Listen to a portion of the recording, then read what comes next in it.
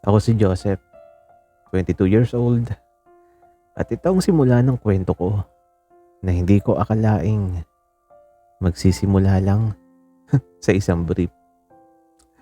Oo, tama kayo. Brief nga. Kaklase ko si Eko simula nung college. Crush ko na siya noon. Yung tipong hindi mo mawari kung bakit simple lang siya. Moreno, matangkad, tahimik, pero laging nakangiti. Yung tipong kapag dumadaan sa hallway, parang may slow motion at background music na ikaw lang ang nakakarinig. Pero syempre, secret lang ang crush ko. Wala namang nakakaalam kahit mga tropa ko. Hanggang sa isang araw, bigla akong nadisgrasya. Doon yun sa boarding house na tinitirhan namin. Nagkayaya ng tropa na maglaro ng basketball sa court sa may barangay. Siyempre, sumama ako. Todo laro, todo pawis at siyempre, todo hambog dahil nandun din si Eko. Aba, hindi ko pwedeng palampasin ang chance na magpakitang gilas. Pagkatapos ng laro, nagaya sila na maligo muna sa boarding house. Sakto, doon pala nakatira si Eko. Isang pintuan lang ang pagitan namin. Sa sobrang pagod at pawis, diretso agad ako sa banyo para maligo. Pero heto na, pagkalabas ko ng banyo, nakatapis lang ng tuwalya, diretso ako sa kwarto ko. At doon nagulat ako kasi may nakasampay sa dingding na medyo kita mula sa pinto. Isang puting brief. Hindi basta brief kundi yung tipong fitted, malinis at halatang bago. At alam kong hindi akin yun. Sino pa ba? Kay Eko lang yun. At sa hindi ko malamang dahilan, napalapit ako. Napaisip ako at bago pa ako makapagsalita, biglang bumukas ang pinto sa kabilang side. At andun siya, si Eko, nakatingin sa akin. At sa mga mata niya, parang nahuli ako na may ginagawang kababalaghan. Uy, Joseph! Nakangiti siyang nakakibit balikat. Gusto mo bang sukatin? Biro niya. Para akong binuhusan ng malamig na tubig kahit bagong ligo na ako. Nahulog ang pangako tapos parang gusto kong lamunin ng lupa. Pero alam mo kung ano yung mas masama. Napangiti rin ako. At doon nagsimula yung kwento namin. Sa isang brief na muntik ko pang mahulog sa sahig. Kinabukasan pagpasok ko sa boarding house, sinalubong agad ako ng sigaw niya. Uy, Joseph, nakita mo ba yung brief ko? Nawala Baka nasa iyo. Wika niya. Napakapit ako sa bag ko at napailing. Loko ka, Eko. Ano ako magnanakaw ng brief? Tapos ngumiti lang siya at tumawa. Yung hagikik na may kasama pang pagtingin ng diretso sa akin. Ang kapal talaga. Pero, eto ang twist. Talagang nawawala yung brief niya. Hindi ko alam kung sinadya ba niyang kalimutan o prank lang. Pero kinabukasan, nakita ko siya sa sala ng boarding house. Nakaupo, naka-short na manipis at walang suot na panloob. At ito pa, parang sinadya niya. Pa-cross legs, pa-stretch, tapos biglang tatayo na parang walang pakialam kung anong baka makita. Joseph, may extra brief ka ba dyan? Tanong niya, kunwari inosente. Wala. Boxer ako palagi. Alam mo naman, sagot ko, na halos hindi makatingin ng diretso. Sa totoo lang, hindi ko alam kung matutuwa ba ako o may irita. Kasi kung hindi niya alam na crush ko siya, baka simpleng biruan lang to. Pero kung alam niya, naku, delikado. Pero hindi pa doon natapos. Nang gabi ring yun, may kumatok sa kwarto ko. Si Echo. Pre, baka pwedeng dito muna ako matulog. Naiwan ko kasi sa laundry ko yung sa labahan eh. Wala akong malinis na brief. Sabit niya. Habang bitbit ang unan at kumot. At doon ko na-realize. Baka hindi nga aksidente ang lahat ng to. Siyempre, ano bang laban ko? Hindi ko pwedeng sabihin no kasi baka isipin niyang may problema ako sa kanya. Kaya ayun, pumayag ako. Dito ka na lang sa sahig matulog, sabi ko. Kunwari seryoso, sabay abot ng banig. Pero gumisi siya. Diyan lang ako sa tabi mo para mas tipid sa space. Wika niya. At ayun na nga, ang puso ko. Parang may nagdrum. At wala na ako nagawa kundi magbigay ng kalahati ng kama ko. Nung una, chill lang naman. Naka-phone siya, naka-phone din ako. Pero maya-maya napansin ko. Hindi siya kumikilos ng maayos. Pa-stretch, paikot-ikot, tapos biglang babaling ng tingin sa akin na may kasamang ngiti. Oy, Joseph. Ikaw ba? Natutulog ka ba ng nakabrief lang? Bulong niya. Ha? Anong klaseng tanong yan? Sagot ko agad. Tinatanong ko lang naman. Wika niya. Di ko alam kung anong gagawin ko. Magkunwaring hindi affected o umamin na totoo. Pero bago pa ako makasagot, bigla siya tumagilid, humarap sa akin at sabay tanong ulit. Kung wala kang brief ngayon, okay lang. Safe naman ako. Ito yun, parang gusto kong ilibing ang sarili ko sa banig. Lumipas ang ilang minuto, wala kaming imik. Akala ko tapos na. Pero eto yung malupit. Biglang dumampi yung paa niya sa paa ko. Sorry. Sabi niya. Pero hindi naman niya inalis. Sa halip na mag-react ako, nanigas lang ako na parang estatwa. Hanggang sa dahan-dahan niyang bulong. Joseph, mas comfy pala matulog sa tabi mo. At doon ko na-realize. Baka hindi lang ako nagtatago ng sikreto.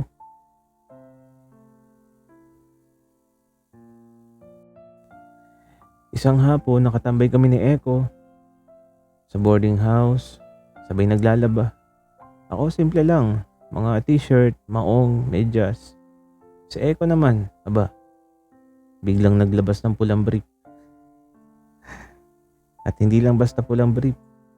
May tatak pa sa gilid na parang may emoji print. Echo, seryoso ka? Ganyan yung design mo? Tanong ko. Pilit na pinipigilan yung tawa. Nagkibit balikat lang siya, sabay sabi. Bakit? Cute ha? Tsaka, lucky brief ko yan. Wika niya. Lucky brief daw pero heto ang mas nakakabaliw. Habang sinasampay niya, bigla niyang hinampas sa mukha ako. Ay, sorry, nadulas. Biro niya sabay tawa. Para ko sinampal ng lahat ng kilig at kahihiyan sa isang iglap. At hindi pa doon natapos kasi nung gabi nagkayayaan kami lahat ng tropa na manood ng sine. Ang saya, tawanan, popcorn, pero eto ang plot twist. Biglang bulong ni Echo sa akin habang nasa pila kami. Joseph, suot ko ngayon yung lucky brief. Parang gusto kong ihampas yung popcorn bucket sa mukha niya. Eh, bakit mo sinasabi sa akin? Tanong ko na parang nanginginig sa kaba. Ngumiti siya sabay kindat. Tapos sabi niya, kasi ikaw yung swerte ko eh. Kaya eto kinagabihan, hindi ako mapakali. Bakit niya nasabi yun? Joke lang ba o may ibig sabihin? At habang nakahiga ako, biglang kumatok siya sa pinto. Joseph, tawag niya. Ano? Sagot ko naman. Salamat kasi kahit lagi kitang inaasar, di ka naman sumusuko.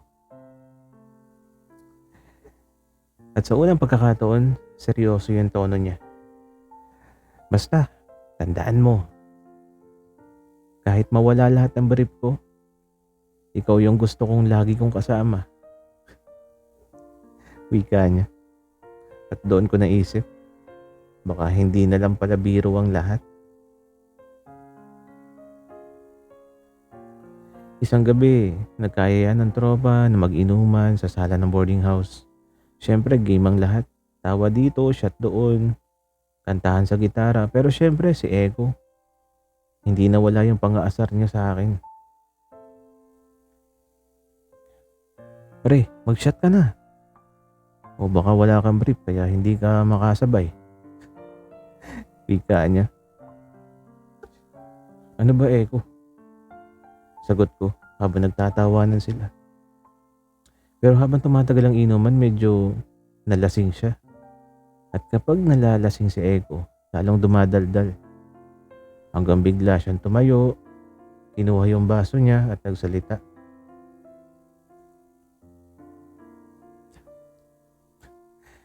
Alam niyo ba guys, may sikreto ako. Tahimik ang lahat. Napatitig ako sa kanya at kinabahan ako.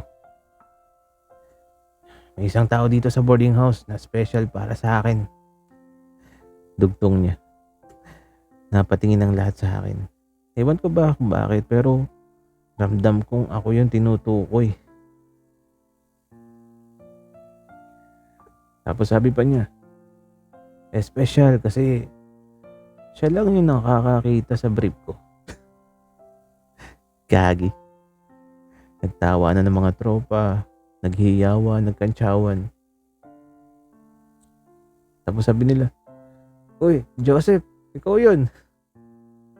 Gagi talaga. Sabi ko naman, hindi Pero namumulan na ako ng todo.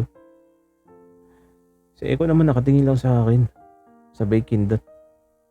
Tapos sabi pa niya, alam mo na kung sino yun, Joseph. Gagi talaga. Nang matapos ang inuman, nagkalat na ang tropa. Kaming dalawa na lang yung naiwan sa sala. Tahimik, pero ramdam kong seryoso na siya.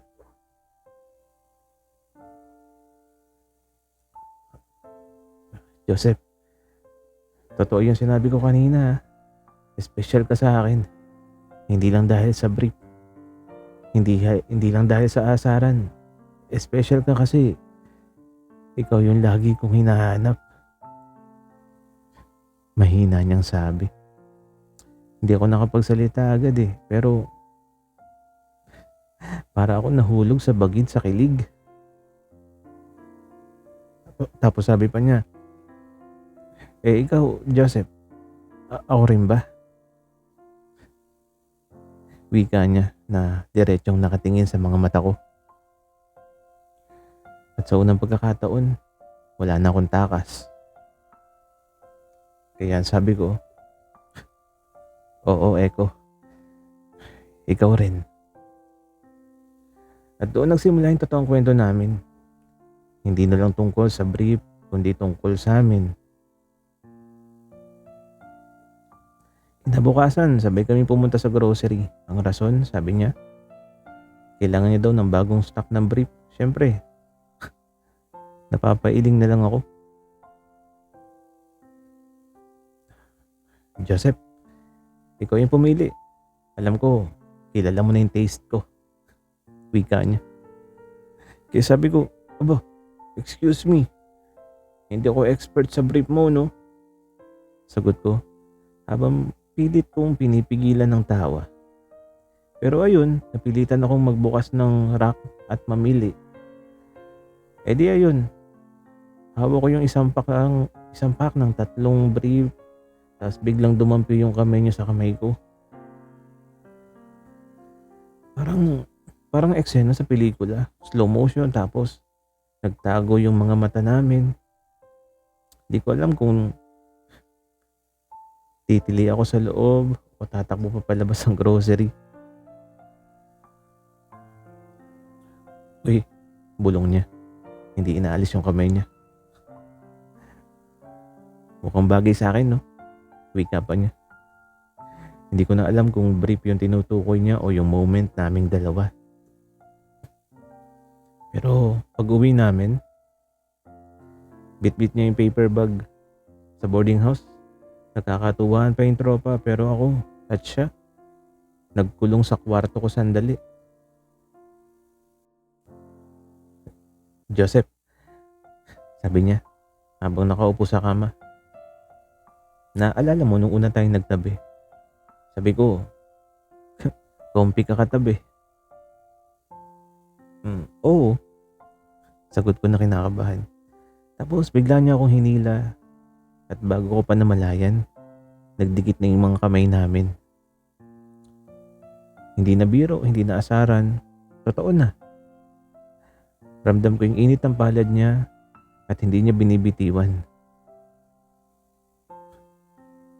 Kompi rin pala kapag hawak kita. Wika ako naman. At doon ako tuloy ang natulala. Hindi ko na kailangan magsalita kasi hawak na yun eh. Alam ko na. Pareho na kaming nahulog. Isang hapon, nasa sala lang kami ng boarding house. Ako busy sa laptop, si Eko naman abala sa cellphone niya. Kachat ng kung sino. Nakangiti siya habang nagtatype, tapos maya-maya biglang tatawa na mag-isa. Uy, sino kachat mo? Tanong ko. Kunwari, chill lang pero sa loob-loob ko parang may nag-aapoy. Wala, kaibigan lang. Sagot niya sabay tago ng phone sa bulsa. Kaibigan lang daw pero ilang minuto lang. Nag-ring ulit yung phone niya. At nakita ko yung pangalan ni Miko. Para akong tinusok ng 10 karayom sa puso. Si Miko, may heart pa. Kasi ito tumingin siya sa akin, nakangiti lang. Sabi niya, bakit? Selos ka? Siyempre umasta akong hindi. Sabi ko, ha? Ako? Selos? Hindi ah. Bakit ako magseselos kung kaibigan mo lang yan? Sabay balik sa laptop kahit wala naman talaga akong ginagawa. Pero heto ang malupit. Biglang tumayo si Eko, lumapit sa akin at binulungan ako. Joseph, relax ka lang. Ikaw lang yung may access sa brief ko. Si Miko wala. Napatingin ako sa kanya. Namula tapos natawa na lang. Tapos sabi ko, loko ka talaga.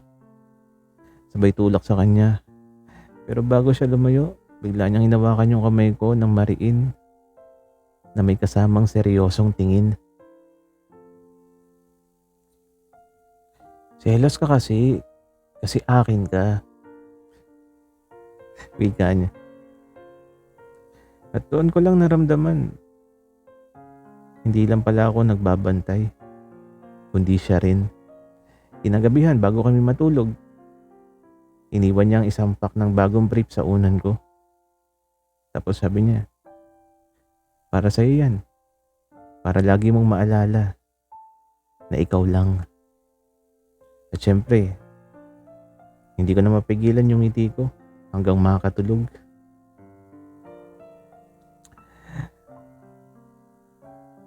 Isang gabi sa boarding house, walang tao sa sala, kami lang ni Echo. Tambay habang nanonood ng pelikula. Ako, relax lang. Siya naman nakahiga sa sofa, naka-short at syempre, bakat na bakat yung bagong brief na binili namin sa grocery. Uy, Joseph, bulong niya sabay turo sa sarili. Bagay ba sa suot ko? Napairap ako. Sabi ko, Echo, seryoso ka ba? Manood ka na nga lang. Pero hindi siya tumigil. Bigla siyang umupo, tumabi sa akin at halos idikit na yung mukha niya sa mukha ko. Sabi niya, kung hindi bagay sa akin, baka mas bagay sa'yo. At doon natigilan ako. Sabi ko, ha? Ano raw? At eto ngumiti siya. Tapos sabi niya, kiss mo na lang ako para manahimik ako. Natawa ako, akala ko biro lang. Pero biglang seryoso yung mga mata niya. At bago pa ako makatanggi, dumampi na yung labi niya sa labi ko. Awkward sa una as in, di ko alam kung itutulak ko ba siya o yayakapin, pero habang tumatagal, ang init ng halik niya. At unti-unti akong bumibigay. Nagtagal ng ilang segundo hanggang sa maghiwalay kami. Pero pareho kaming nakangiti. Parehong hinihingal. Tapos sabi niya, Joseph, totoo na to ha. Hindi na ako nagbibiro. Wika niya sa akin. At doon hindi na ako nagdalawang isip. Hinawakan ko yung pisngi niya at bumulong din ako. Sabi ko, hindi na rin ako magtatago. At bago pa matapos ang gabi, muling nagtagpo ang mga labi namin. Hindi na dahil sa brief, kundi dahil sa totoo naming nararamdaman. Pagkatapos ng unang halik namin, parang nag-iba na ang lahat. Naging sweet si Echo, hindi na lang pang-aasar yung ginagawa niya. May mga pa-text ng kumain ka na ba? Ingat sa pag-uwi. At syempre ako naman, para akong lumulutang sa tuwa. Hanggang isang araw habang nasa boarding house, dumating yung tropa naming lahat. Nagkayayaan silang maglaro ng truth or dare at eto na, ako yung napili. Joseph, truth or dare? Tanong nila. Truth, sagot ko. At ang tanong, sino ang pinaka-crush mo dito sa boarding house? Napatulala ako. Napatingin kay Echo na nakangiti lang at nakataas ang kilay na parang sinasabi na sige na, sabihin mo nang ako. At ito huminga ako ng malalim at sinabi ko yung pangalan. Si Echo. At ayun, nagsigawan, nagtawanan yung mga tropa. Pero bago pa ako kabahan, biglang niyakap ako ni Echo at malakas na sinabi, tama siya. Hindi lang crush kasi kami na. Para ako nanalo sa loto. At kahit binubuli kami ng tropa, wala na akong pakialam. Kinagabihan, kami na lang ulit dalawa. Hawak niya ang isang pulang brief. Oo, yung lucky brief niya. Tapos sabi niya, Joseph, tandaan mo to. Hindi na to swerte kasi suot ko. Swerte kasi ikaw na yung kasama ko. Natawa ako sabay yakap sa kanya. Sabi ko, loko ka talaga eh. Pero sige, forever ko na rin tatanggapin ang lahat ng brief mo. At doon kami nagtapos. Hindi lang sa kwento ng brief, kundi sa kwento ng tunay na pag-ibig. Sabi nga nila, minsan nagsisimula ang pagmamahalan Sa simpleng bagay. Isang ngiti, isang biro, o minsan isang brief lang. At kahit gaano ko kakaiba o kakorni pakinggan, kapag totoo yung nararamdaman mo, kahit anong bagay ang maging tulay, hahantong ka pa rin sa taong para sa'yo. Ako si Joseph at ang sikreto ko, hindi ko na tinatago dahil sa echo na dating pinapantasya ko lang mula sa isang brief, ngayon ay hawak-hawak ko na ng buo.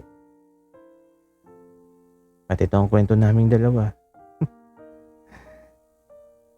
Sana'y nagustuhan nyo. Maraming salamat sa inyong pakikinig.